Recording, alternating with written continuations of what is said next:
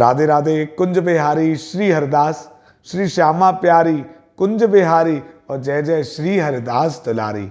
आज हम सभी कार्तिक मास की संपूर्ण कथा के अंतर्गत अध्याय 30वें कथा का महात्म्य सुनेंगे।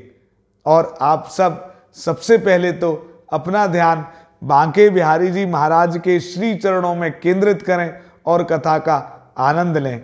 नमः कुंज बिहारिण्यै, नमः कुंज बिहारिणे, स्वामी श्री हरिदासाय गुरुणाम गुरुवे नमः। और प्रार्थना क्या करनी है? राधा मेरी स्वामिनी, मैं राधे जू को दास, जन्म जन्म मोहे दीजियो श्री वृंदावन को वास। तो प्रत्येक जन्म में वृंदावन धाम का वास मिले, इसी कामना के साथ आज हम 30वां अध्याय आरंभ करते हैं।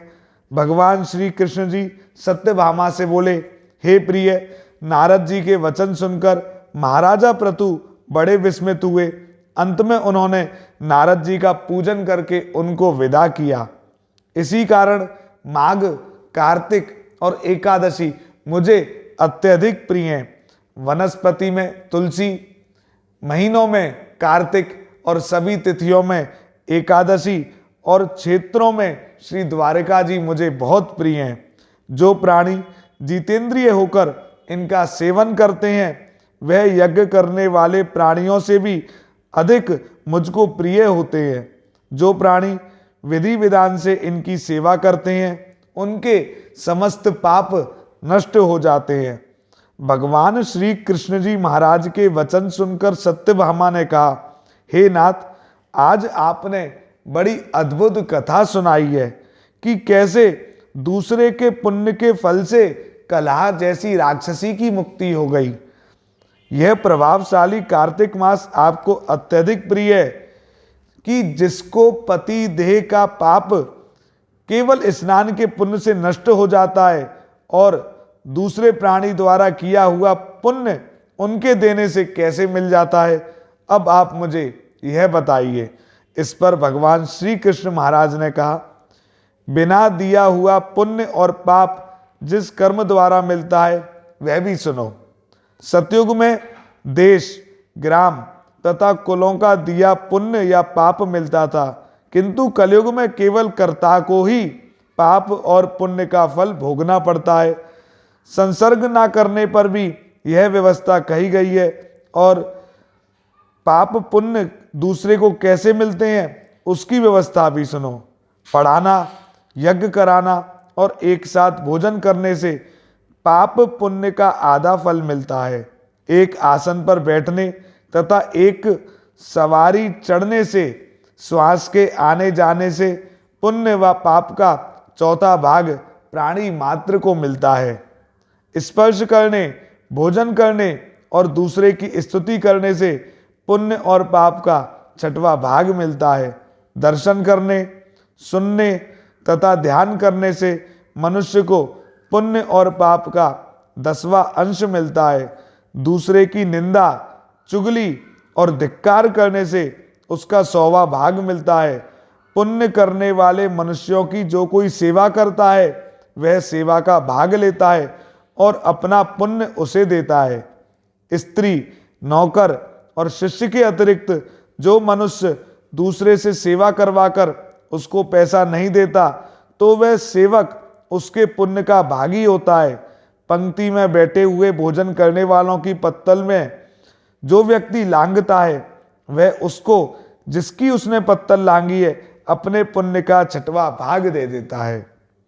स्नान तथा ध्यान आदि करते हुए मनुष्य से जो व्यक्ति बातचीत करता है या उसे स्पर्श करता है वह अपने पुण्य का 6वां भाग उसे दे डालता है। जो मनुष्य धर्म के कार्य के लिए दूसरों के लिए धन मांगता है वह पुण्य का भागी होता है। ठीक उसी प्रकार जिस प्रकार दान करने वाला पुण्य का भागी होता है। जो मनुष्य धर्म का उपदेश करता है उसके पश्चात से श्रोता से याचना करता है वह अपने पुण्य का 6वां भाग उसे देता है।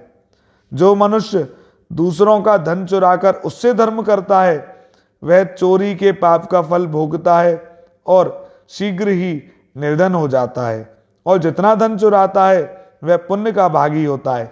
जिसका धन चुराया जाता है उसको पुण्य मिल जाता है। बिना ऋण के उतरे जो मनुष्य मर जाते हैं उनको ऋण देने वाले सज्जन पुण्य के भागी होते हैं। शिक्षा देने वाला, सलाह देने वाला, सामग्री को जुटाने वाला तथा प्रेरणा देने वाला, यह सब पाप और पुण्य के छठे भाग को प्राप्त करते हैं। राजा प्रजा के पाप पुण्य के छठे अंश का भागी होता है। गुरु शिष्यों का, पति पत्नी का, पिता पुत्र का, स्त्री पति के किए हुए पुण्य का छठा भाग पाती है। पति को प्रसन्न रखने वाली आज्ञाकारिणी स्त्री पति के द्वारा अर्जित पुण्य के आधे हिस्से की फल पाती है। जो पुण्य आत्मा पराये लोगों को दान करते हैं वह उनके पुण्य का छठा भाग प्राप्त करते हैं। जीविका देने वाला मनुष्य जीविका ग्रहण करने वाले मनुष्य के पुण्य के छठवें भाग को प्राप्त करता है। इस प्रकार दूसरों के किए हुए पुण्य अथवा पाप बिना देने के भी दूसरों को मिल सकते हैं। किंतु यह जो मैंने नियम बताए हैं यह कलयुग में लागू नहीं होते। कलयुग में तो एकमात्र कर्ता को ही अपने पाप व पुण्य भोगने पड़ते हैं। इस संबंध में एक बड़ा पुराना इतिहास जो कि पवित्र भी है और बुद्धि का देने वाला भी है वो भी कहता हूँ। ये आगे की कथा अब 31वें अध्याय में आएगी। कुल मिलाकर बात यह है कि किसी का बुरा मत सोचो। जब हम किसी का बुरा सोचते हैं तो अपने पुण्य हम उसको दे रहे हैं और उसके पाप हम ले रहे हैं। तो और हम सबका अच्छा सोच रहे हैं तो इससे अच्छी क्या बात हो सकती है। यही सबसे बड़ा पुण्य है। बांके बिहारी जी महाराज की असीम अनुकंपा आप सभी पर बरसती रहे। इस वीडियो को ज़्यादा से ज़्यादा शेयर करें, दूसरों को भी कथा सुनाएं और ठाकुर जी की भक्ति में हमेशा लीन रहें। श्री कुंज बिहारी, श्री हरदास।